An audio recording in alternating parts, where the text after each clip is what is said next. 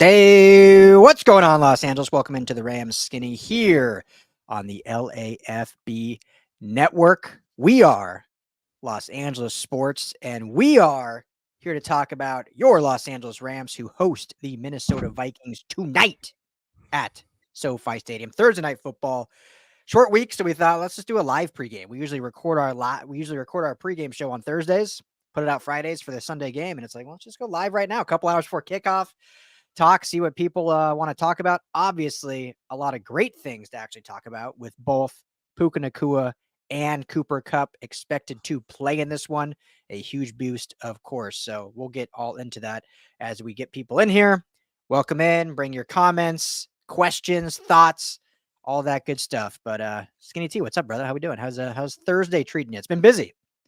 Yeah, it has, man. When stuff starts hitting the fan, you gotta type real fast, and it's fun and exciting. But there's so much meat on the bone for this game. It's just kind of incredible to think, the possibilities and man, it's good stuff. Before we dive in, First of all, show is always brought to you by our friends at BetOnline. Head to betonline.ag. 2-day use. Well, you don't even need a promo code. Just head to BetOnline. Tell the guys at the Rams Skinny, the Rams LAFB sent you all the best lines. Obviously, take the Rams tonight. I would say I haven't even looked yet before we jumped on. I wonder if that line has shifted with this new news. Have to dive into that. Obviously, they were probably definitely underdogs 24 hours ago, but now they might be either a lot closer or maybe even favored. So, but all that can be done at BetOnline, and hopefully you can win some money on the Rams tonight. So while you're looking for that, Ryan, we'll see. But crazy to think, and then just stop me from talking whenever you find it. But crazy to think that so far the conversations this week have been Cooper Kupp potentially traded. I wouldn't say on the trade block, but certainly it has been reported that they have actually made phone calls, not even just taken phone calls, but seen some what the market would look like for trading Cooper Kupp. Rumors of Matthew Stafford being traded. One rumor particularly to the Vikings, which we talked about 2 weeks ago. That rumor has been, some have refuted it. Who really knows? Obviously, all it is just conversation anyway. To now, Kupp and Nacua both playing in this game, and there's life among this team, among this fan base all of a sudden. So it's amazing what 24 hours can change, right, Skinny? Well, looking at our viewership right now, that's a big change. We're sitting around 200 viewers for a glimpse behind the curtain, and it's been a little less than that when they're on their losing streak. But some excitement injected back in. Vikings still favored in this game by 3 points. 3-point road favorites.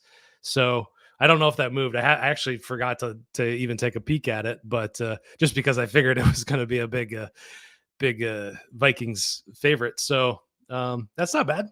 I don't mind that. I mean, especially, yeah. But I mean, the trade rumors are always interesting and fun. And I mean, to just kind of jump right into it, Cooper Kupp, Puka Nacua, active for this game. What do you think, Puka Nacua? How much do you think he's going to play today?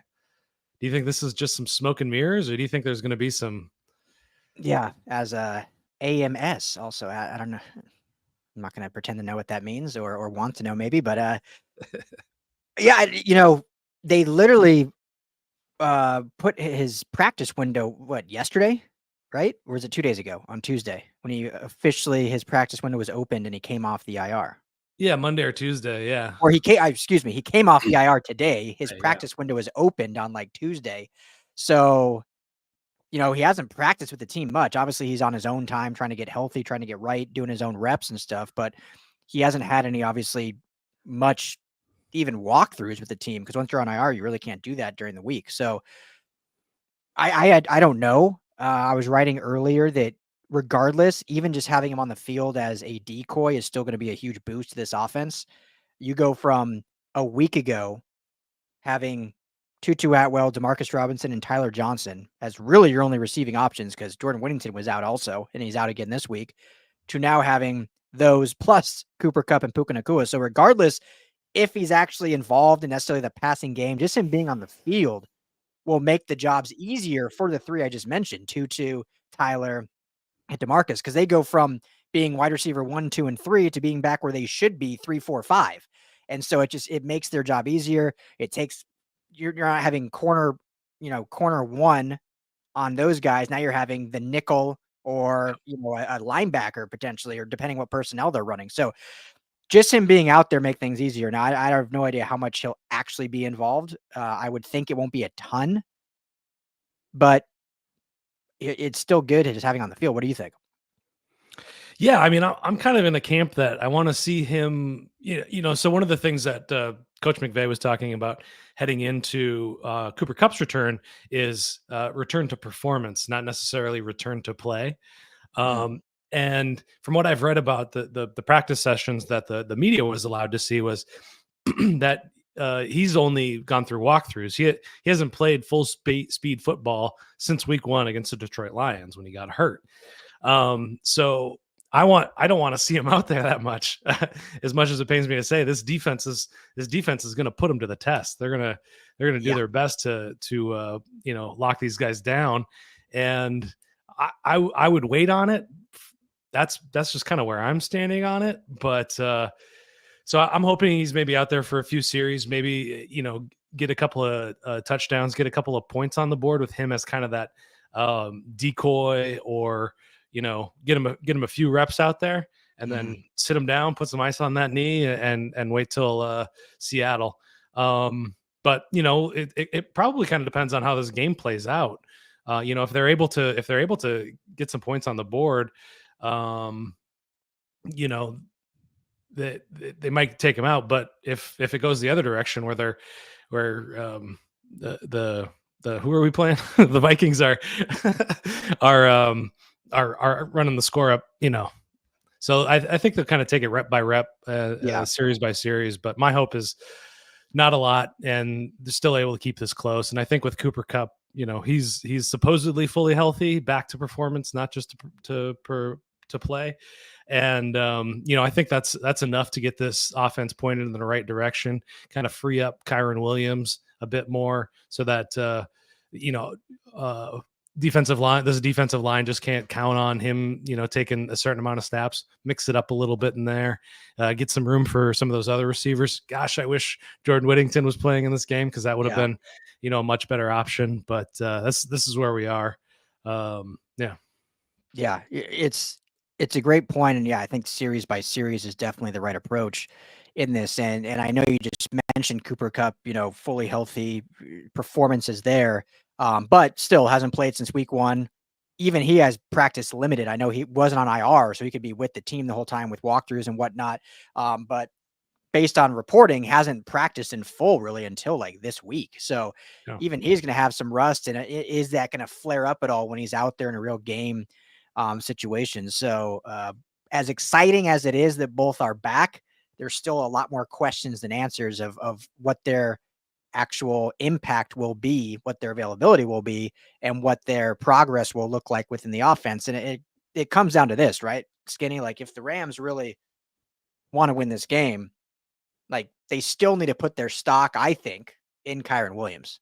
I think that is still the person that needs to be the focal point of this offense. And then you hopefully, if healthy enough, can sprinkle in Puka Nacua and Cooper Kupp in situational football. Obviously, they're going to give you a boost in the red zone. But if they immediately go to, hey, we're going to give Kupp 19 targets and Nacua 13 targets, that worries me. That should not be, especially against this Brian Flores defense that is going to tee off on Stafford and this banged up offensive line in terms of blitz packages. Yeah, I think kind of the worst case scenario I see is one of these guys goes down again with an injury, or Stafford goes down with an injury. Minnesota's racking up 9 QB hits per game this year. That's top in the league, 55 total, I believe I guess that would be around, 55 total. And the kind of the worst case scenario in the passing game is they kind of lean on these short yardage, 5-6 yard passes to these guys. And then the secondary is able to just tee off on these guys. And we've seen that in games past where, they just kind of put a shell on top of it, on top of McVay. And then, safeties are coming down and cornerbacks are making tackles on these guys, and linebackers are even getting to them in some cases. And that's just a lot of wear and tear. So this Vikings defense is second in allowing the least explosive plays this year. The Rams have not been explosive so far on offense. So, they're Vikings are doing a fantastic job at it. Now, these two guys do add that element back in, but it's gonna be a slog all the way through for these guys and for Stafford too. As you mentioned, this is a blitz happy team. Everybody's talking about how much they blitz. They're also great against the run too. They're number one or number two against the run. They have the fifth best yards per carry on defense. Yeah. Best EPA per play against the run. So this offense has improved, but this is going to be the hardest test they've gone against. And in terms of those EPA numbers, all of the Rams opponents have been like league average or below when it comes to run defense. Well, so it's tough.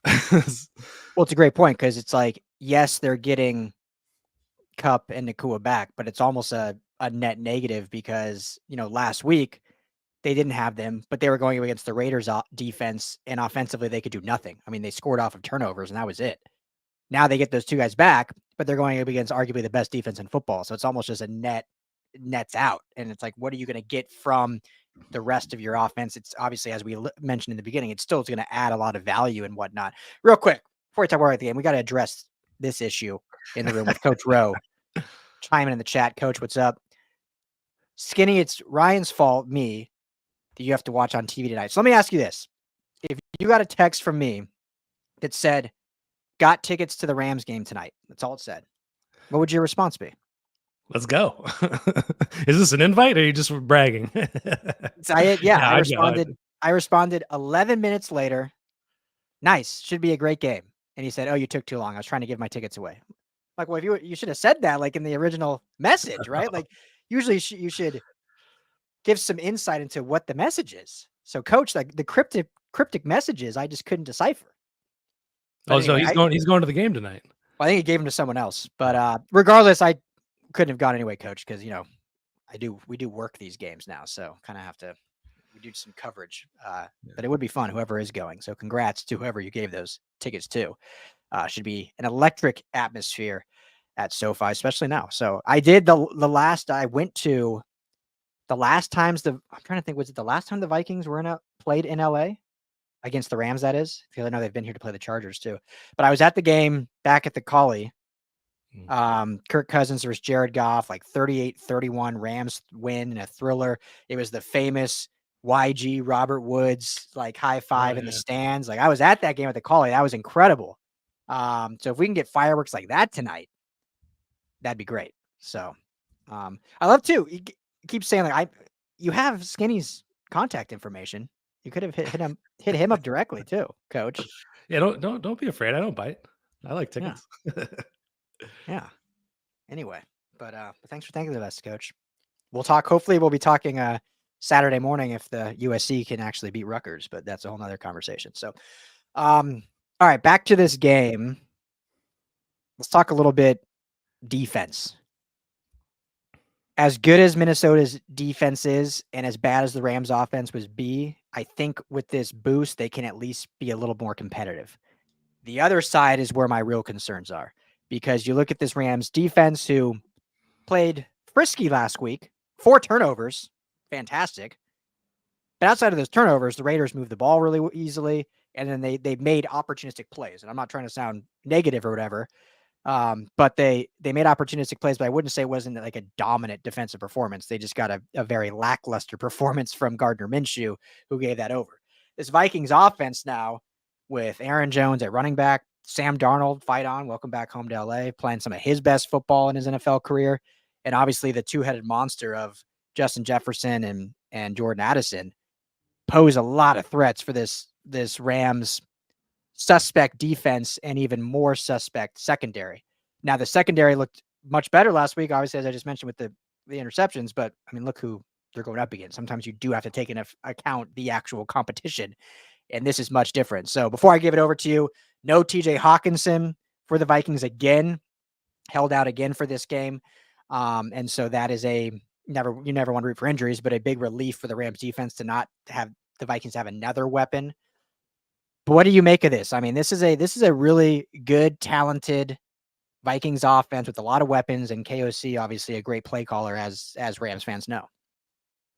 Yeah, absolutely. The offense got better. The defense hasn't. They haven't gotten anybody back. There's nobody walking through that door from the Troy IR. Reader's on the IR. Is that a good thing or a bad thing? I mean, it's hard to say. I mean, Jordan or Omar Spates played fantastically in the preseason. The preseason is not the regular season, guys. The unknown is always a little bit more exciting than the known, but we're going to find out exactly what happens with him because Jordan Addison also fight on and Justin Jefferson can go inside, outside. Those linebackers are going to be put on one of those guys at some point early on in this game, I bet. That could lead to an explosive play. So yeah, and the other guy that's covering the slot is Josh Wallace. He's started the last two games in Green Bay and then Las Vegas as well. He's an undrafted free agent rookie. Trouble against Brock Bowers. He had, and he's also a rookie. These are two grown men receivers, especially Justin Jefferson. And if there's a spot that they can take advantage of, I think that's where they go. Line one of these guys up in the slot every time, every snap of the game, have either one of them in there, and and see how those guys can kind of hold up. And then like we've been saying all season, the Rams have really struggled against the run, and Aaron Jones is no slouch. He was on the injured list. He's going to be in for this game, but lesser running backs have made the Rams pay. So the thing you got to look to is pressure on Sam Darnold. How can you get to him fast enough? How can you take away those deep, long developing plays as much as possible? And then you got two good guys in the backfield in the deep back for the safeties. You got Cam Curl back there, and you got Quentin Lake now back there. He's moved out of the star position, the nickel role, and back to full-time safety. And just limit the explosives, which the Rams, against even the competition that they've gone up against so far, are 27th in giving up explosive plays, whether that's on the ground or through the air.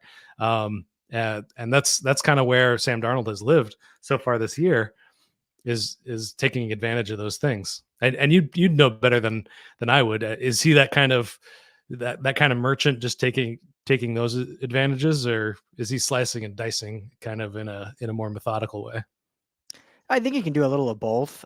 He's definitely capable of the big play, and I don't know if you have it in front of you. You said that the Rams are 27th in giving up the big play. I'm curious what Minnesota is in the big play, because it seems like every week either Jefferson, or I know Addison missed some time to injury, but every week one of them has a big pass play. Obviously they had that 97-yard touchdown back in week 3 or 4, but every week they seem to have some big touchdown pass going deep. So that is definitely something to watch. Go ahead. They're seventh, offense, the Vikings offense. Yeah. There you go. So, and the Rams offense to that point has not been able to have the explosive play hardly at all this season. Obviously we've seen in years past that kind of being great, especially when Stafford came over. Now a lot of that's obviously attributed to lack of time with the offensive line injuries, and then obviously just not having, top tier talent in your outside receiving threats, which they haven't had up until this game. So maybe that can change. But yeah, Sam Darnold, I mean, he's looked reborn. He looks like his old USC self this season. I think the system fits him really well. That was something that I kind of thought when he went to the Vikings. I thought it would suit him well in San Francisco as well last year when he was a backup there. But obviously, they have their guy in Brock Purdy. So him going to Minnesota, a good organization, a great coach, and a good system, obviously with weapons, I think has suited him well, and he's taken full advantage of that. And I think he's played really well. Now, to that being said, I think his last kind of 10 quarters, he's definitely regressed a little bit to the mean than what we saw the first kind of 5 games over the year. And still playing good football, but not like MVP level football that he was, a few weeks ago. So I think the Rams can take advantage of that. And as you mentioned, the biggest thing is going to be getting to him and getting pressure in his face, making him see those ghosts that he saw back when he was with Adam Gase and the Jets. Last week, obviously they weren't able to, they lost to the Lions, and the Lions, even without Aiden Hutchinson, were able to still get 15 pressures on Sam Darnold against I think a pretty good offensive line in Minnesota. No Dalton Reisner again this week at the guard position. But to be able to get 15 pressures without your star pass rusher tells me that the Rams, especially if Chris Shula dials up the amount of blitzes that we've kind of seen him do over the last few weeks, will certainly be able to get in his face and get pressure. Now it's going to be on that back end. If they're given one-on-one looks and man coverage opportunities, are they able to withstand those two elite receivers that they have? So that will be the big kind of question. I don't love going man. Usually I like man coverage. I don't love it against a Justin Jefferson or a Jordan Addison, because not only are they both two of the best route runners in football, but they've got great catch radiuses, great hands. They're just the full package, all of them. So I think you need to play almost a little more zone against them, or at least keep a safety or two high. But if you're going to be bringing different blitzes, you kind of give that up in some capacity. You can still obviously play zone with blitzing, but I think in the week past, they played a lot more man in that situation. So that'll be the question. And that'll be, how do you slow them down? And we know, like you said, the run defense hasn't been great all season, and very capable running back in Aaron Jones and what they have. Cam Akers back in Minnesota after going to Minnesota, then going to Houston, now back in Minnesota. So the Rams may see a little bit of Cam Akers. You never know. So yeah, I don't know. I mean, it's interesting. It's not a great matchup. I'll just say that for the Rams defense. Yeah, no, they need a lot of things to go their way. Other former Rams on this team, Johnny Munt is kind of their starting tight end as well. Yeah, and my guy Brandon Powell out there now as well. That's right, B Powell. Yeah. B Powell. He's had some good moments this season. He's had a couple of good moments. Yeah. Those are my guys. Xavier Smith last week. I was gonna say, if you ever get to go to a bar with Brandon Powell and Xavier Smith, you'll die a happy man. I think so. Yeah, that's my type of guy right there. The offensive line for the Rams, for the Vikings, playing really well, but they, obviously susceptible to pressure, obviously what they did last week. And, my big question on the defense is that who's going to be the kind of difference maker?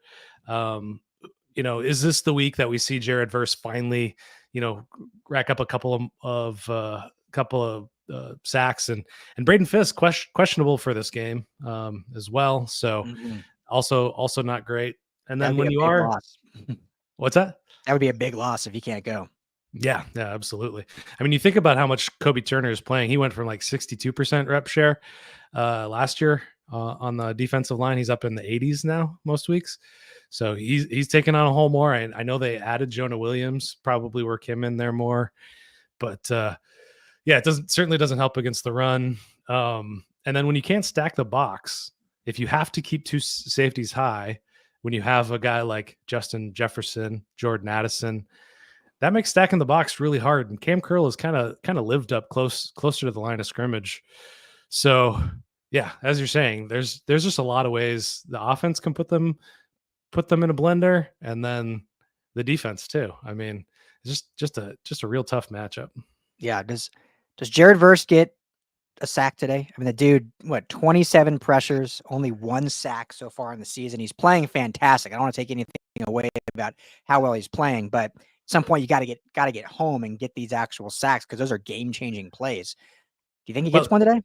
I mean, that's something I would love to ask Coach Rowe, somebody that knows a bit more about playing the defensive line than me. I didn't play a lot of defensive line in my time in college. Yeah, I didn't play any, yeah. Yeah. Not the physical prototype at 5'8", 150, which I've been since then. Yeah, mostly. Like we could play in pony leagues now, defensive line. Yeah, you put me in Pee Wee, so I could definitely get in there. But where was I going with all that? Because what is it that he has so many pressures? Is he getting too far into the backfield where he's just kind of just playing with his hair on fire instead of being patient and reading everything correctly? And I don't know. I was actually looking at Andrew Van Ginkel's stats today. Another one of your guys. Yeah, 18 pressures, 5 sacks. So just like, I mean, he's getting home, and he's got like two interceptions for touchdowns, pick sixes for him. Yeah, I mean, I think he gets a sack in this game just because I think there's going to be a lot riding on it. So and they moved him around a bit, so maybe they can get him away from Darisaw. And, that's what they did against Trent Williams and the 49ers. They moved him to the other side, and he did really well in that game. So I think there's ways they can generate pressure. And there's a great clip going around with Christian Roseboom on a motion, kind of looping around for a sack or a pressure from last week as well. It's on Nate Tice's Twitter if you guys want to go check that out. But that's one of the things that Chris Shula has been pretty good at. They have a really high pressure rate. Now, one of the things that I noticed that their pressure rate is really high, but their pressures are middling. They're somewhere towards the middle of the league in the amount of pressures that they've had, but their pressure rate is so high. And the only thing that means is that teams are running the ball against them a lot and not throwing it as often. Sometimes because of leads, sometimes because it's just working out. So once again, it's tough on this defense, and I don't see them improving enough to really contain these wide receivers. I keep coming back to that.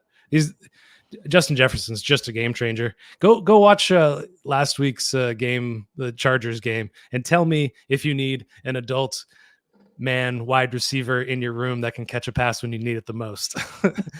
Jalen Reagor just dropping balls, breaking my heart. Oh man. Yeah.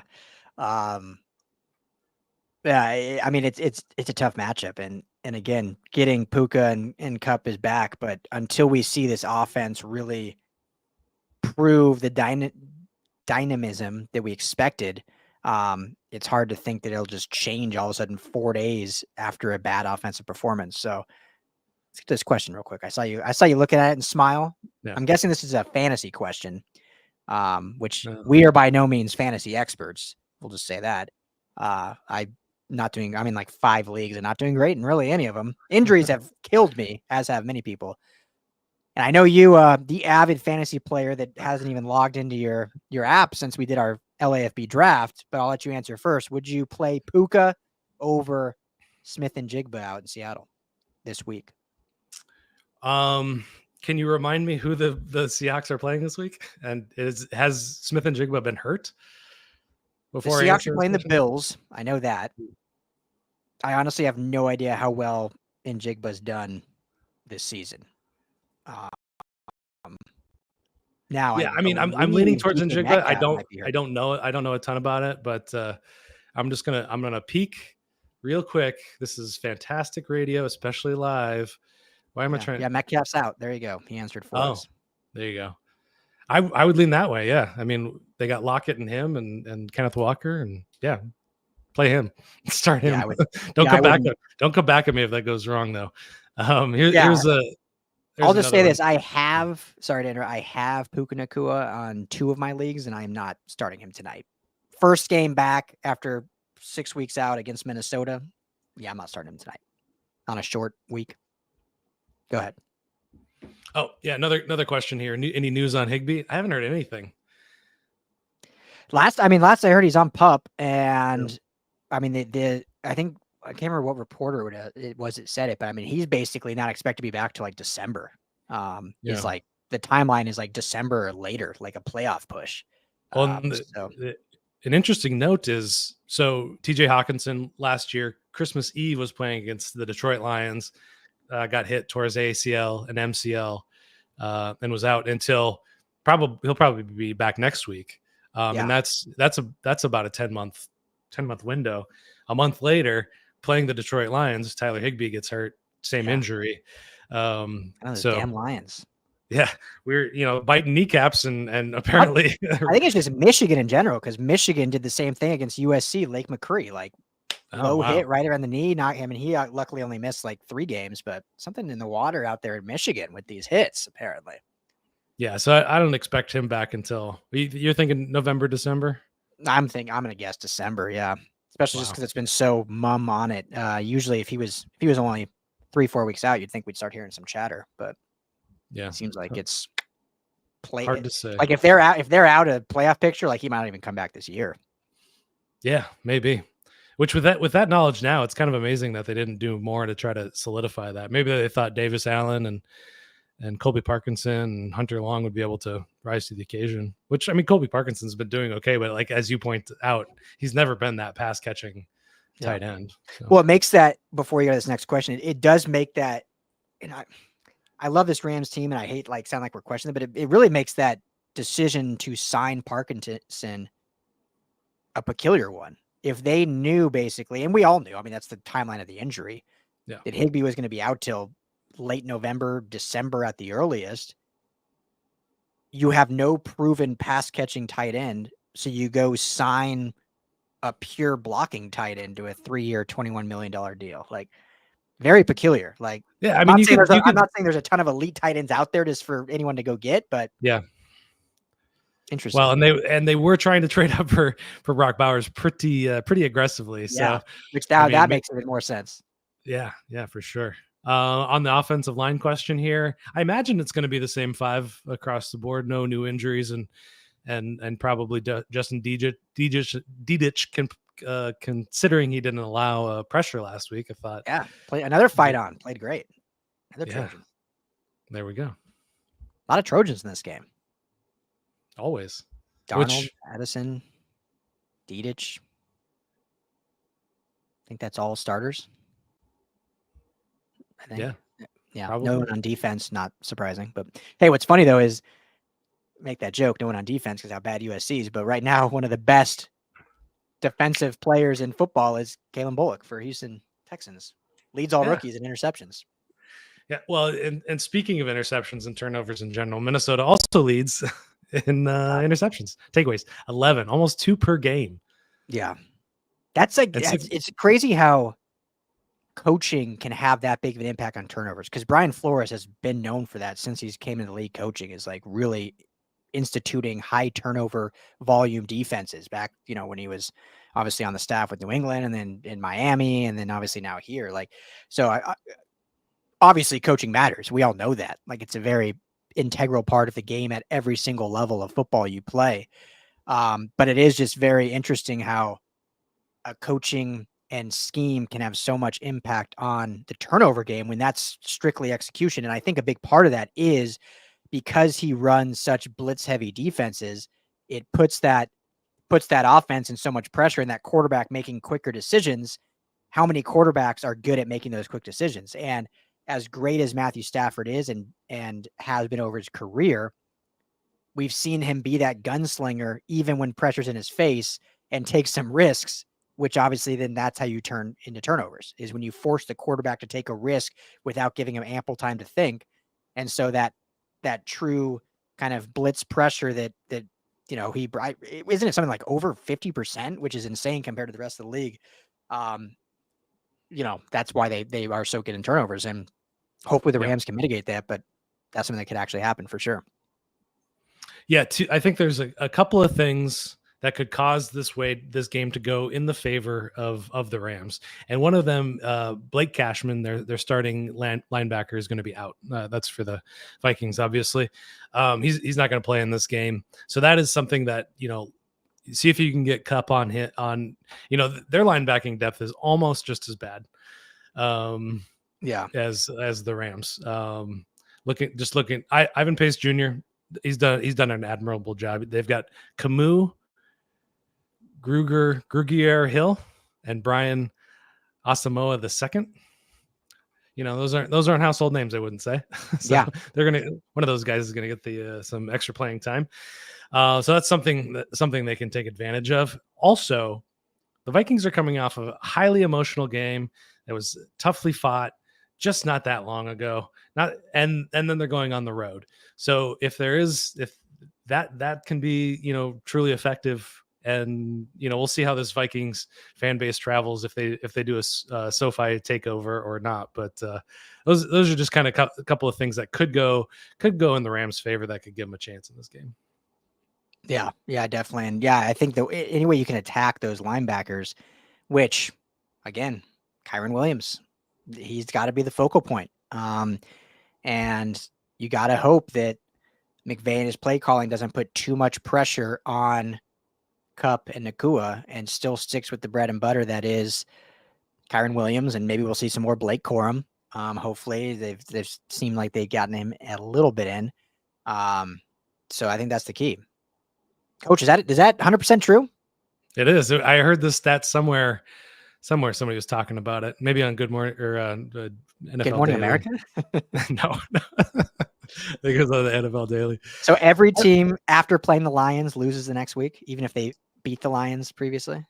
Yeah, which I don't know how much I love that statistic. If it's noisier than or just coincidental, it's for sure noisier. Yeah, it's more coincidence than I think a thing. But it was Jordan Rodriguez on NFL Daily. We'll give her props always.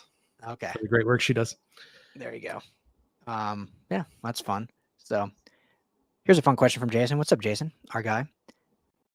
If Avila and Jackson come back at the same time, who will be left guard and who will be center? You must be reading my articles, man. This is a tough one. I mean, Bo Limmer has played pretty well, really well for a rookie. Yeah. It was weird. It was weird coming out of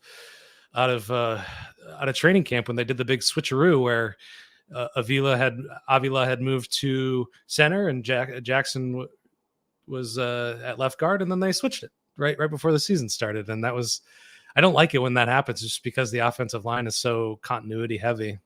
Yeah. But that was, I have no idea what to make of that. I mean, the only thing that I can think of is that Avila just struggled at center through the game, and so they felt more confident with Jackson. So which would lead me to believe when they're both healthy and back, it will go back to that Avila at guard, Jackson at center. But it's just, it's another frustrating thing because like you signed Jonah Jackson to be your guard, not your center. Yeah, huge contract. Yeah. So, but Bo Lemmer's play well. I mean, if Bo Lemmer and Justin Dedich can keep it up, maybe they're just riding the pine, an expensive bench. Well, and another question is Joe Newboom's kind of knocking on the door. So will they put him in at left guard, which I think he's played in at some point. He's played kind of all over the place. So that's another thing to consider as well. He's still on the IR, designated to return. I think they opened his window, but did not take him off of IR. Yeah. So, and his best, if I'm not mistaken, he's played his best at left guard with the Rams, not at left tackle. I think he's been his best at guard, if I'm not mistaken. Yeah. I don't have the numbers or the grades in front of me, but just from memory of watching him play, I remember him struggling more at tackle and performing better at guard. The only time he really played well at tackle was spotting Whitworth a few times years back when Whit missed a couple of games here and there. But whenever he was like seen as the tackle, it just seemed to not go well. Whereas when he started at guard, similar scenario, he played a little better. So I could be wrong on that. That's just from my memory, but then again, the dude unfortunately just hasn't played consistently ever. So with the Rams, just kind of glancing through PFF here, he played 2019 a bunch of snaps at left guard through like 6 games. It looks like in terms of the grading, wasn't fantastic. Obviously, we only put a certain amount of stock in that. Played a lot of tackle in 2020, a lot of tackle in 2021. 2022, a lot of left tackle at 2022. Yeah. So limited experience at left guard, but I mean, they move him all over and they're, he's an $11 million cap hit. He's, as I like to call him, the most expensive backup player in the league. Yeah. I mean, if he comes back and can't beat out Justin Dedich, who's making like 300,000 this year, whatever the league practice squad minimum is, that'd be something. Yeah. I question everything when I see that contract. I'm just like, what? How did this happen? How has he not been cut? They're so good at these contracts where they can just get rid of them and just eat the dead cap or whatever. But this one was just such a bad contract. Every now and again, they just pull one of these just terrible contracts right out of their ear. And like, he was supposed to take over for Whitworth. I mean, that was obviously the plan, but and that's, I think, one of those, like, I know people like to say like, oh, they don't panic. They know they're smarter than you what they were doing, but it felt like one of those almost panic signings. And it reminds me back to, when Brock Osweiler came in for Peyton Manning for the Broncos in 2015. And then Manning retired, and obviously the Broncos offered him a contract. He had played 7 games for him that year. But the Texans then offered like this crazy contract, literally based on 7 games. And it's like one of those, like, if you don't have a quarterback, you almost panic and just overpay so you can say you have one. And it felt like the Rams, with Whitworth retiring, had no other option at left tackle. And so, like, do we go into this year with nothing or overpay for a guy that at least has been with the team and has played some quality reps here and there? Was he worth what he's making? Obviously not. He hasn't even played really. But it just felt like one of those almost like panic signings that if you'd rather, they were in like left tackle purgatory, if you will, at that point. Yeah. I'm not sure about this one. I mean, at least Atwell's been on a rookie contract. So yeah. Come on, coach. It's not worse than Tutu. It's only worse than Tutu because they passed on Creed Humphrey and took Tutu. And a whole bunch of other players. Yeah, and a whole bunch of others, but at least he's like played this year. And he's making, rookie money still. If they now based on his 4 years and then give him a second big contract, then that's the worst one, because it would just be like, why? How did that happen? Anything else you want to get into before wrapping this up? We are about an hour 15 from kickoff. Cannot wait. It's gonna be a great game. I mean, this is gonna be a fun game anyway. Thursday night, you're on prime time. Everyone's watching the Rams. That's always fun. But let's be honest. Last Sunday, after the Raiders performance, I was like, they're gonna get smacked in this game. Like, yeah, it'll be fun. We'll watch it, but they're gonna just get blown out. There's always, and everything we said, I still agree with, but there's definitely some rejuvenation and excitement now with Kupp and Nacua back. It just makes things more interesting now that they can surprise this team potentially. Yeah, I mean, like we've been saying, Stafford and Sean McVay can keep teams in this game, or to keep their team in the game, in any game, and this just gives them at least a couple of superstars to try to get that offense going. And I mean, it's not going to be easy. It's certainly not a guarantee that they're going to put many points up on this awesome defense. They're just the three of them are just gonna have to ball out as anytime they're on the field. They're going to have to. And Stafford's had a couple of down weeks. I wouldn't say he's had terrible games, but he hasn't had much to throw to, and so hopefully we'll see a rejuvenation across the board and put up a few more points than 13 offensive points against the league's worst defense last week. Yeah, with 4 turnovers. 7 points were scored by the defense, and the Cardi party didn't look so much fun either, with 2 missed kicks. Yeah. Oh man. Yeah, I know. So there needs to be a lot of change going into this game against a much better team. But hopefully it's a fun game, exciting game. Jason, post-game show. Nope. Were you just about to do that one? Yep. We are getting old, so we will probably, since this is a night game, we'll probably record our post-game reaction tomorrow and get it up on Friday. So it'll be tomorrow. If something crazy goes down, we'll be on. Yeah. We'll find some elixir or something to get us going. 10-20 minutes, something like that. Yeah, exactly. But most likely this will be a Friday show post-game. Yeah. So, and then I get to go to USC tomorrow night till 3 a.m. with an 8 o'clock kickoff. Got to fight the roads with the Dodgers and the Lakers, drive right through the teeth of it through downtown. So that'll be fun. 8 o'clock kickoff. Like Pac-12 After Dark was brutal, but at least they were 7:30 kickoffs. Somehow we got later in the Big Ten, 8 p.m. on a Friday. Yeah. I feel so old because I'm like exhausted by the time I get there. Yeah. And then literally after the press conferences, Skinny, like, this, I've told you this, like, I will not leave the Coliseum probably till like 1 a.m. or later, maybe even 2 a.m. I won't get home till 3. We got the press conferences. You got to write up on the press conferences. Yeah, I got to write it up. Yeah. I'll get home at probably 3 a.m. Dang.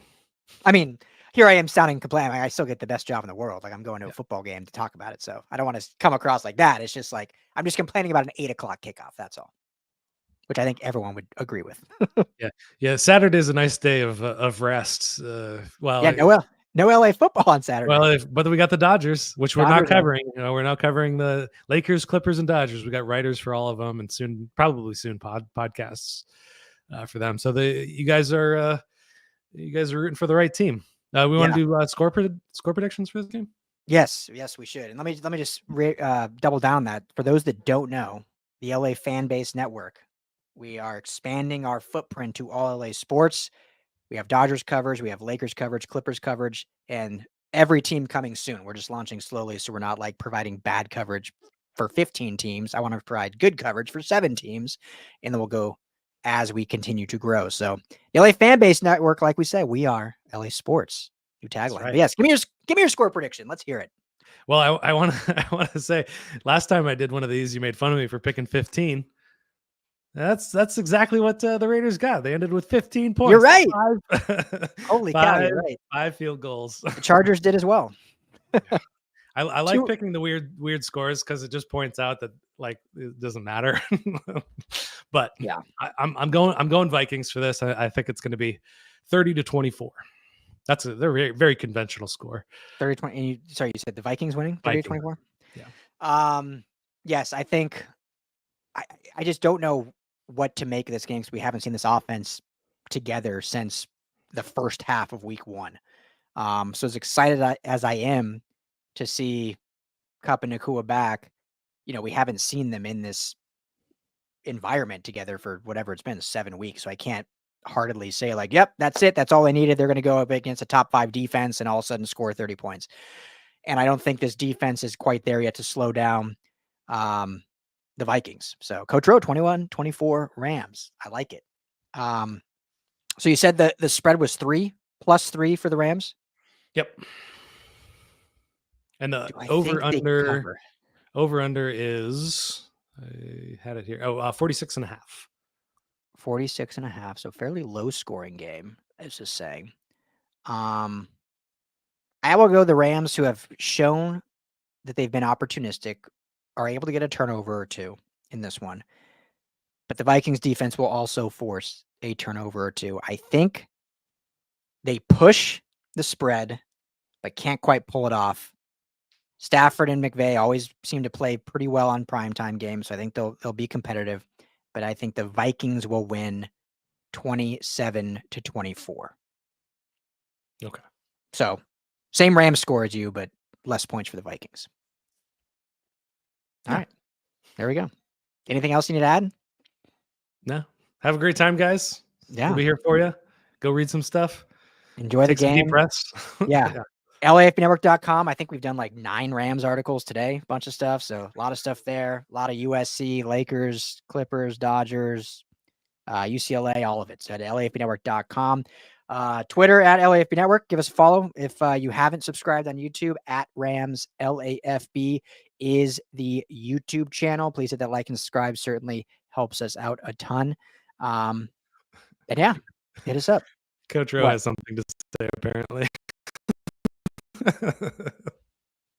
He wants to add something from the chat. What do you want to add before I hit end stream here? Yeah. And you've written like an essay here in the comments. It's all Rowe. I'll give him 10 seconds to see what he says, and then we'll end this. So, but thanks everyone for hanging out. This was fun. I mean, we had almost 1,000 people in here. Yeah. If you guys have any other score predictions, throw them up. We'll put them up on the screen. Well, where's my press for tomorrow? What a joker. All right, we're getting out of here on that. On that note, thank you all so much for hanging out. Enjoy the game tonight. We'll be around working, so hit us up. We'll talk on Twitter or whatnot. Ramley is always great. Let's hopefully we get to 3-4. Yeah. If they can take down the Seahawks 4-4 at the deadline, that would probably mean instead of trading Kupp, they actually go get someone at the deadline. But that'll be a conversation for after this game. Everyone enjoy the game. For Skinny T, I am Ryan Dyrud. We'll talk to you all tonight and tomorrow. Thanks again for hanging out, everyone.